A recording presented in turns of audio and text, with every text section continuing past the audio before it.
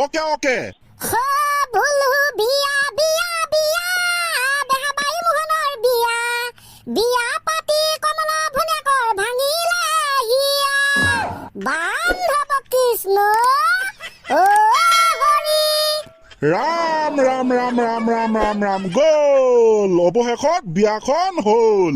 আমাৰ তৰফৰ পৰা থাকিল অভিনন্দন মোহনদালৈ। এনেকৈ বেলেগৰ বিয়াত মাছ মাংস খাং খাং খাং খাং কৈয়ে থাকে, এতিয়া নিজৰ বিয়াত বা আকৌ কেনেকুৱাকে দিছে। এইটো পিছত লক্ষণীয়। একদম ছাৰ বহু কষ্ট কৰি মোহন দাদা বিয়াৰ বাবে এটি বিয়া নাম আমি লিখি আনিছো গাইজ, ভালকে শুনিব দেই। বঢ়িয়া বঢ়িয়া মাতা মাতা গোৱা গোৱা।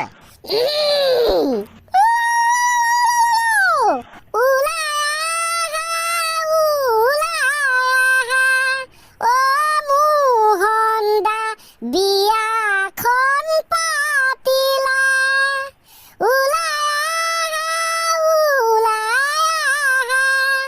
কমলৰ ভনীয়েকৰ হিয়াখন ভাঙিলা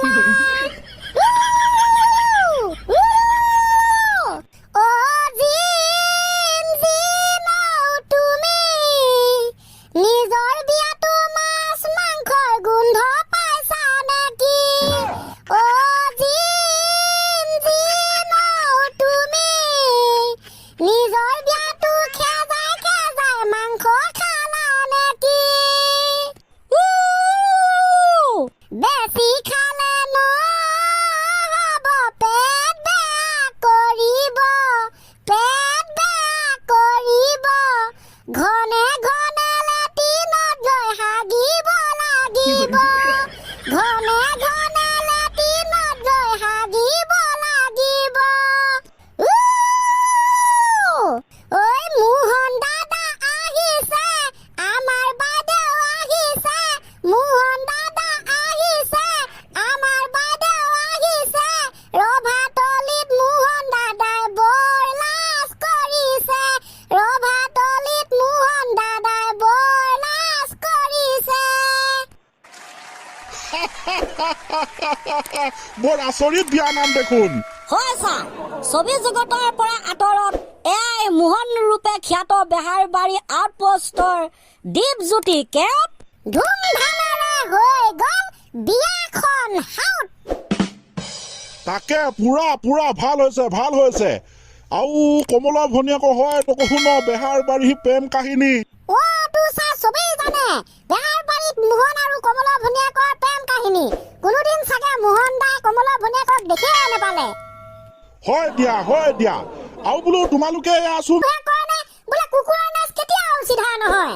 তেনেহলে কোৱাচোন কুকুৰৰ নেজ ঢাল কিয় বেকা? ইয়াৰো এটা বৰ বেলেগ ধৰণৰ কাহিনী আছে ছাৰ। আমি কলো বেলেগ ধৰণৰ কাহিনী। কেনেকুৱা? ইণ্টাৰেষ্টিং বিষয় নহয় ছাৰ, কুকুৰটোক কিয় প্ৰভুৱে বনালে এটা কথা কওকচোন। সেইটোৱে আৰু কুকুৰটোক যাতে ঘৰলে চোৰ ডকাইত সোমাবলে সেই চোৰ ডকাইতক খেদি সহায় কৰিব লাগে, বিনা কাৰণত গৰু ছাগলী সোমালে সেইবিলাকক খেদিব লাগে। সেইটোকে কোৱা হয় ২ নম্বৰ চোৰ বেকা-বেকি কাম। মই বুজি পোৱা নাই, বুজাই দিয়া। কুকুৰটোক প্ৰভুৱে বনাইছিলে বেকা বেকি বিলাকক চিধা কৰিবৰ বাবে।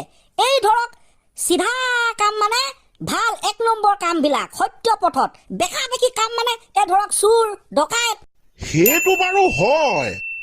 ছাৰ আপুনি ঘৰত শাক পাচলি লগাই থৈছে, তাত ছাগলী আহি খাব লৈছে, সেইটো বেকা বেকি কাম। কুকুৰটো আমাক খেদিব, কুকুৰ হৈছে সেইটো কাম। আপোনাৰ ঘৰত চোৰ সোমাইছে, সেইটো বেকা বেকি কাম। কুকুৰৰ কাম কি? সেই বেকা বেকিটোক চিধা কৰিব, তাৰমানে চোৰটোক ধৰিব। আৰু ভগৱান প্ৰভুৱে যিটো উদ্দেশ্য লৈ বেকা বস্তুটোক ধৰিবৰ বাবে, বেকা বেকি কাম বিলাকক চিধা কৰিবৰ বাবে কুকুৰটোক বনাইছিলে, সেই কাৰণে কুকুৰটোক বনাওঁতে প্ৰভুৱে এটা কথাই ভাবিলে যে যা তোৰ নেজডালেই বেকা কৰি দিয়া যাক, যাতে বেকা তোৰো বেকা নেজডাল মিলি যাক, এটা চিন থাকি যাক। তাৰমানে এনেকৈ কুকুৰৰ নেজ বেকা হৈ গ'ল। ভগৱানৰ যি লীলা খেলা কোনে পাৰে আৰু কুকুৰটোক বনাই দিলে এনেকে।